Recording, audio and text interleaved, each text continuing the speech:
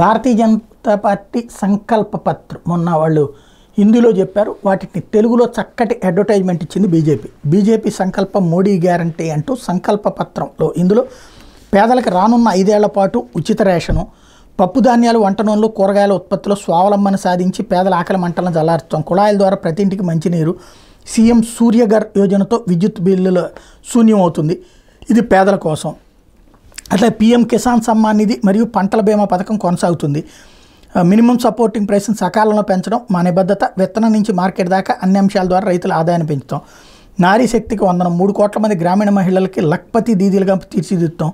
నేరుగా గృహిణుల వంటగదికి పైపుల ద్వారా గ్యాస్ సరఫరా చేయబడుతుంది.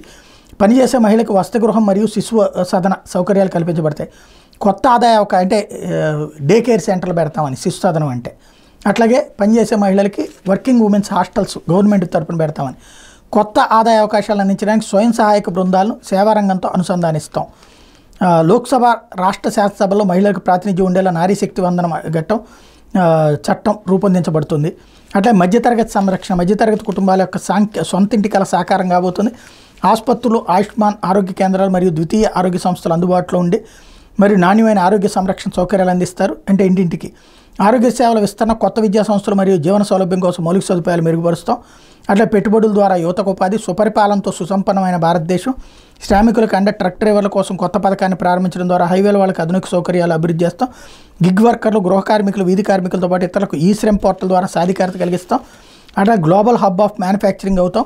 అట్లాగే నిరుపేదలకు ప్రాధాన్యత ఇస్తాం. వయోవృద్ధులకు 70 సంవత్సరాలు దాటిన వృద్ధులందరికీ ఆయుష్మాన్ భారత్ కింద చేర్చి వాళ్ళకు ఉచిత ఆరోగ్య సౌకర్యాలు కల్పిస్తాం. సీనియర్ సిటిజన్ల తీర్థయాత్రల కోసం ప్రత్యేక కార్యక్రమాన్ని ఏర్పాటు చేస్తాం. అట్లాగే మౌలిక సదుపాయాలతో ఆర్థిక వ్యవస్థను పురోగతి కల్పిస్తాం. అట్లాగే అయోధ్య నగరాన్ని సర్వతోముఖంగా అభివృద్ధి చేస్తాం. కాశీ విశ్వనాథ్ కారిడార్ తరహాలో ఇతర ధార్మిక క్షేత్రాలను కూడా అభివృద్ధి చేస్తాం. యోగా, ఆయుర్వేదం, భారతీయ భాషలు, శాస్త్రీయ సంగీతంలో శిక్షణ ఇవ్వడానికి ప్రపంచవ్యాప్తంగా తిరువళ్ళవారి సాంస్కృతిక కేంద్రాలను ఏర్పాటు చేయబోతున్నామని ప్రకటించారు.